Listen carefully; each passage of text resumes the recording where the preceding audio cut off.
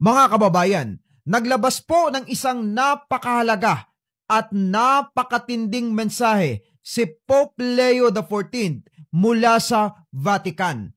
At masasabi kong ang kanyang inilabas na katotohanan at mensahe ay magpapabago sa paniniwala ng maraming mga tao sa iba't ibang bahagi ng mundo, partikular sa mundo ng mga Romano-Katoliko. Ano nga ba ang katotohanan ito at bakit dapat mo itong malaman?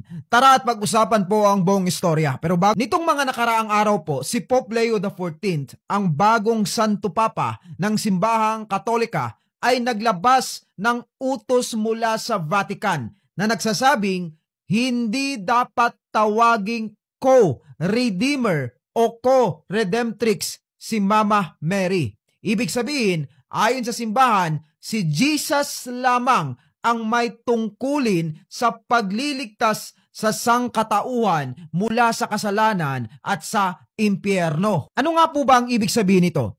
Ibig sabihin, gusto pong tumbukin at linawin ni Pope Leo XIV na walang ibang daan patungo sa kaligtasan kundi sa tanging pangalan ni Jesus Christ lamang. Dahil siya lamang po ang nagsakripisyo sa cross para bayaran po ang ating mga kasalanan. At hindi po kasama dyan si Mama Mary. Kung babasahin at hahalungkatin niyo po ang Bible, yung sinasabi po ni Pope Leo XIV ngayon, yan po talaga ang itinuturo ng Biblia, na walang ibang nag-redeem sa atin kundi si Jesus Christ lamang.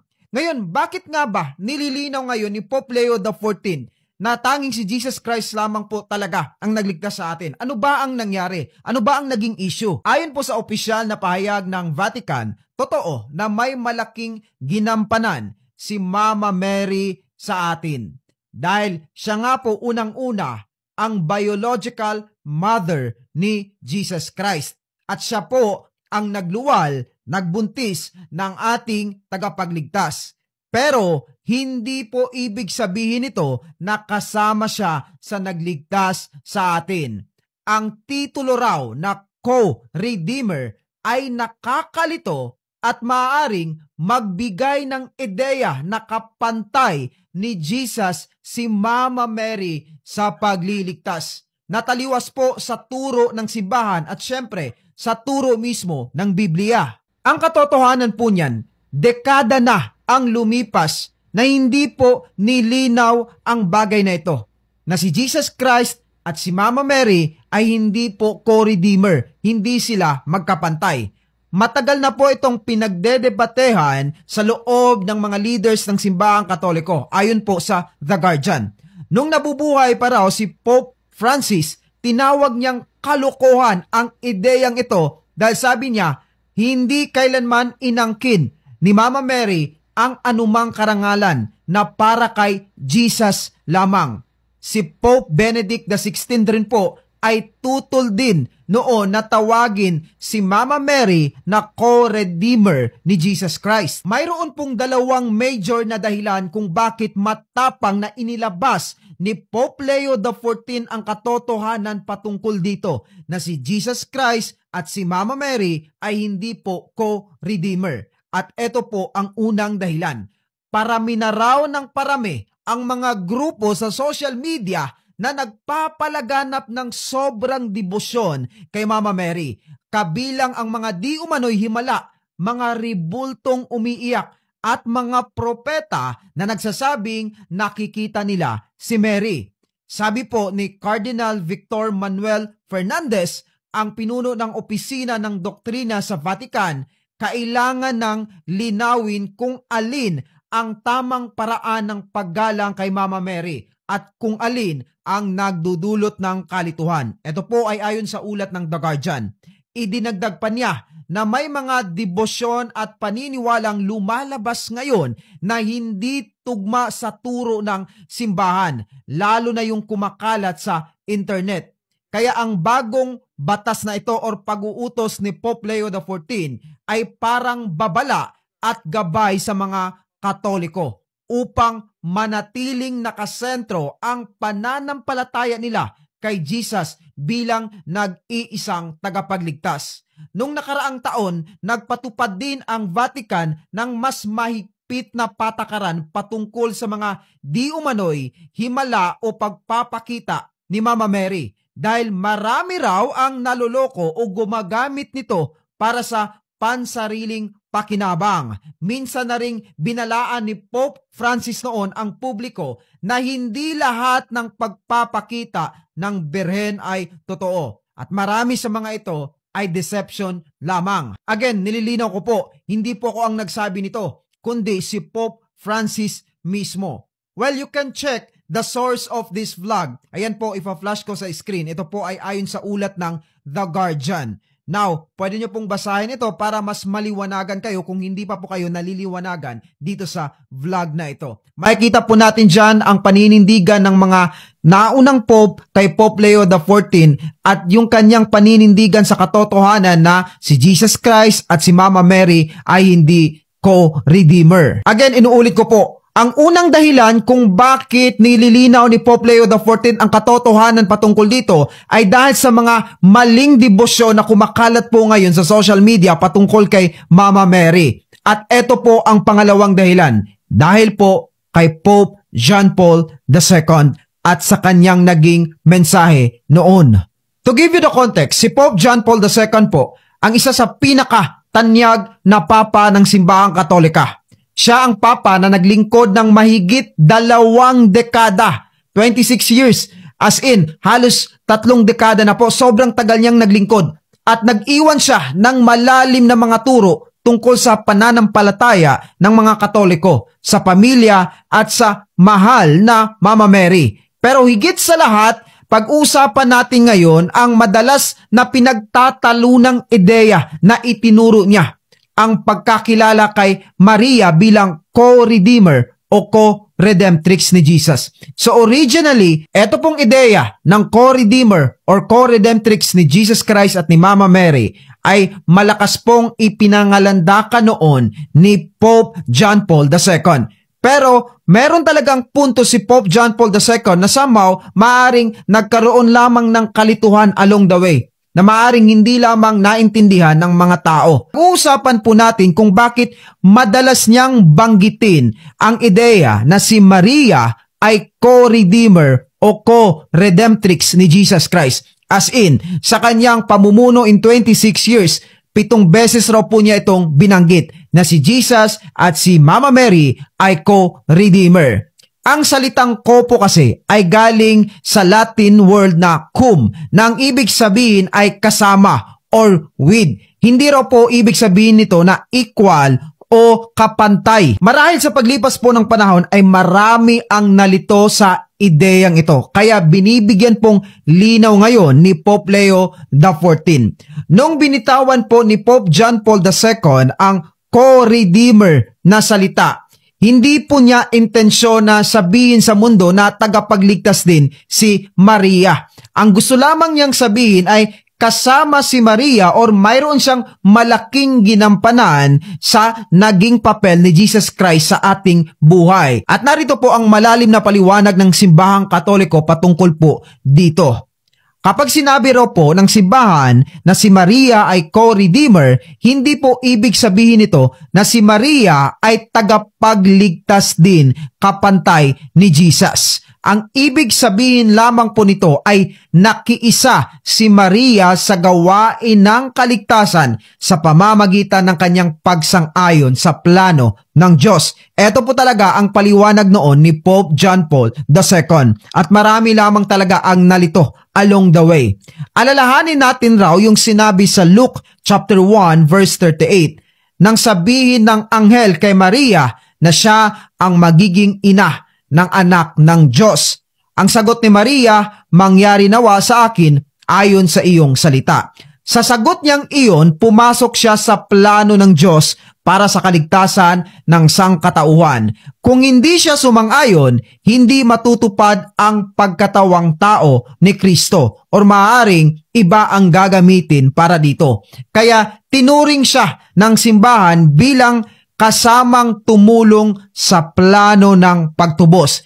Hindi dahil siya ang nagligtas, kundi dahil naging kasangkapan siya ng Diyos. Nagpagamit siya sa Diyos. Si Pope John Paul II ay ilang beses pong gumamit ng salitang co-redemptrix or co-redeemer sa kanyang mga talumpati at sulat. Sinabi niya, Mary was spiritually united with her son in his redemptive suffering.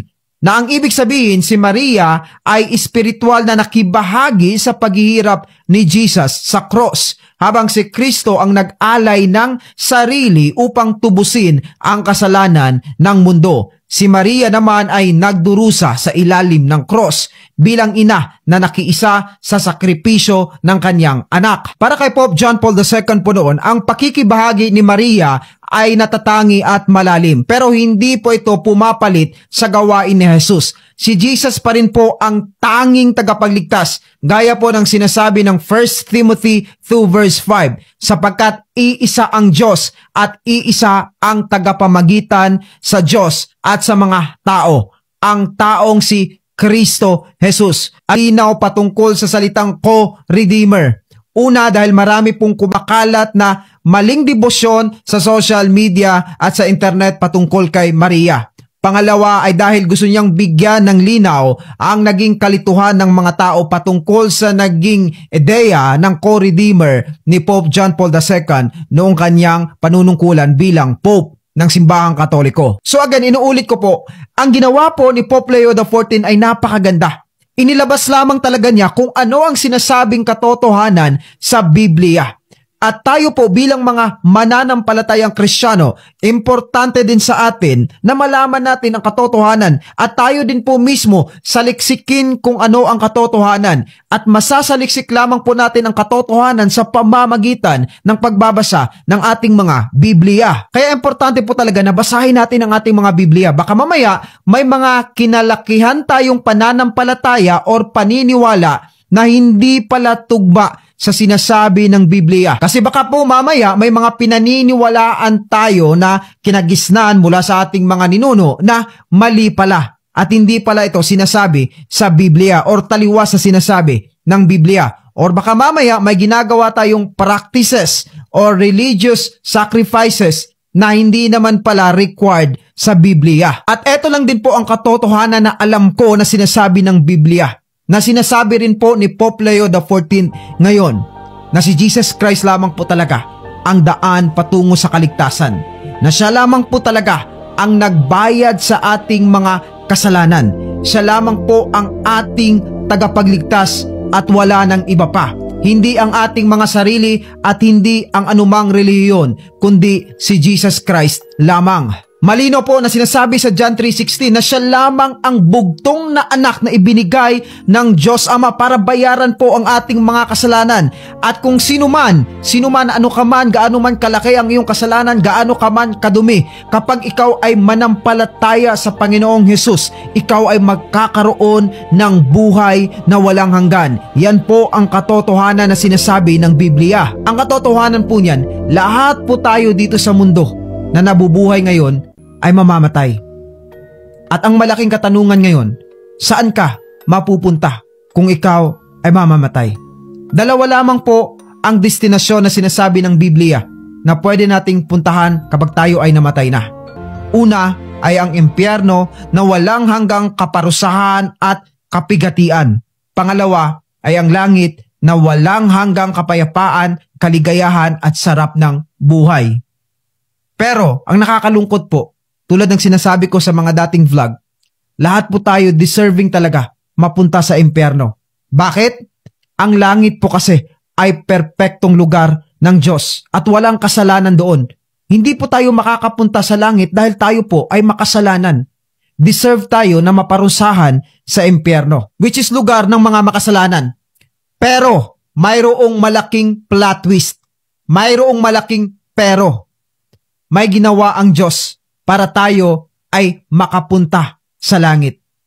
Yun po ang pagbigay niya ng kanyang bugtong na anak na si Jesus Christ para po bayaran ang lahat ng ating mga kasalanan.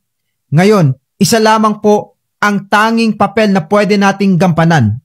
Yun po ay ang maniwala kay Jesus Christ. Kung ikaw ay maniniwala kay Jesus Christ, ikaw ay magkakaroon ng buhay na walang hanggan sa langit. ikaw ay magkakaroon ng eternal life. So wala na pong ibang makapagliligtas sa atin. Hindi ang ating mga sarili at hindi ang ating mga religion. Tanging si Jesus Christ lamang. Dahil siya lamang po ang nagbayad ng ating mga kasalanan sa cross. Sabi po sa Acts 4 verse 12, salvation is found in no one else, for there is no other name under heaven given to mankind by which we must be saved. At sa konteksto po ng chapter na iyan, iisa lamang ang sinasabi. Iyon ay ang pangalan ni Jesus Christ na siyang tanging nagligtas sa atin. So malinaw po dyan na wala ng ibang pangalang pwedeng magligtas sa atin kundi ang matamis na pangalan ni Jesus Christ lamang.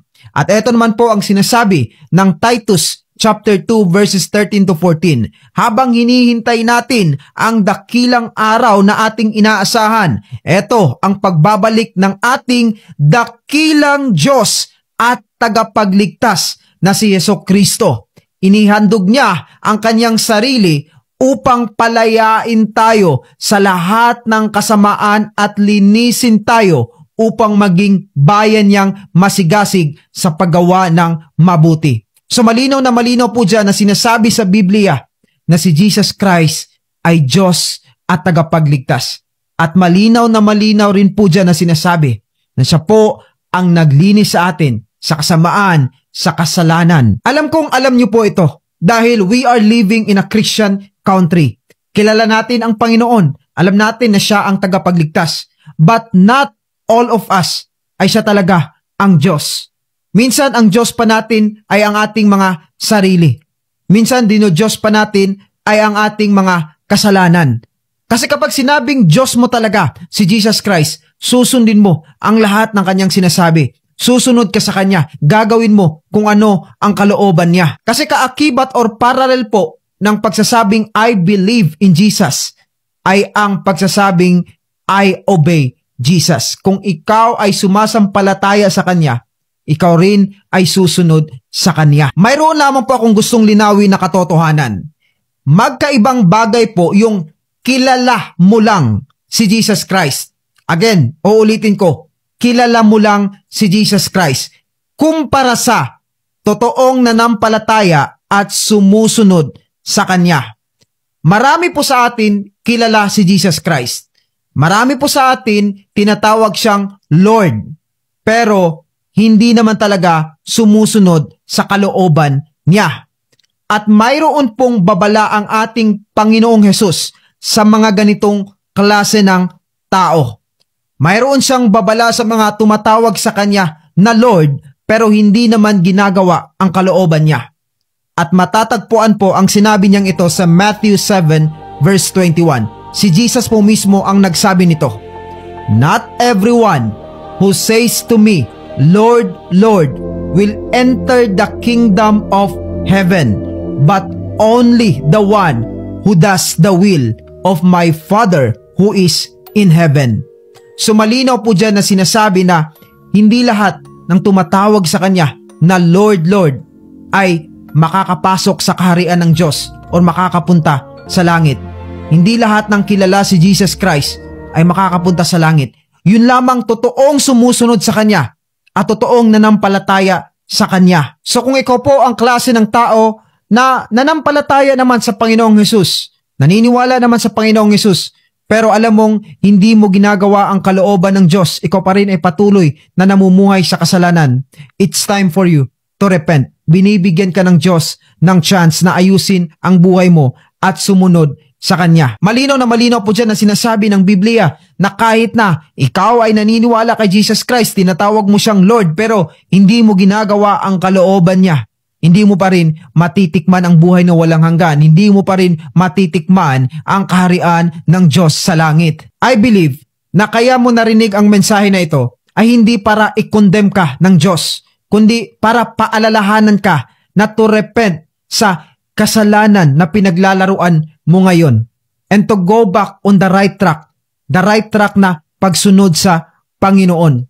Hindi po lahat ng mga Kristiyano ay perpekto ang lakad sa kanilang pananampalataya. Katulad po ni Peter, 3 beses niya pong dininay ang Panginoon na wala na siyang gana na sumunod sa kalooban ng Diyos, pero muli siyang nirestore ng Panginoong Hesus. Muli siyang pinatawad ng Panginoong Hesus. Ang ating Diyos po ay Diyos ng pagpapatawad. Sabi po sa 1 John 1:9, if we confess our sins, He is faithful and just to forgive us and cleanse us from all unrighteousness. So kung nagkamali ka, hindi mo sinunod ang kalooban ng Diyos sa iyong buhay nung mga nagdaang panahon, it's time for you to repent and confess your sins to the Lord. He is faithful and just. He will forgive you. And after repenting, go back to the right track. Ako rin po, hindi rin po perpekto ang aking lakad sa Panginoon. Marami akong ginawang kalokohan sa aking buhay. Pero salamat po sa biyaya ng Diyos. Ako ay muling nakabalik at muling lumakad sa kanyang kalooban. Dahil po yun sa biyaya ng Panginoon at dahil sa kanyang pagpapatawad. And ako ay nakareceive ng forgiveness, si Peter ay nakareceive ng forgiveness, naniniwala akong ikaw rin ay makakareceive ng forgiveness at restoration sa Panginoon. Hindi ko alam kung sino ka, pero alam ko nangungusap sa iyo ngayon ang Panginoon. Go back, He is waiting for you. Maraming salamat po sa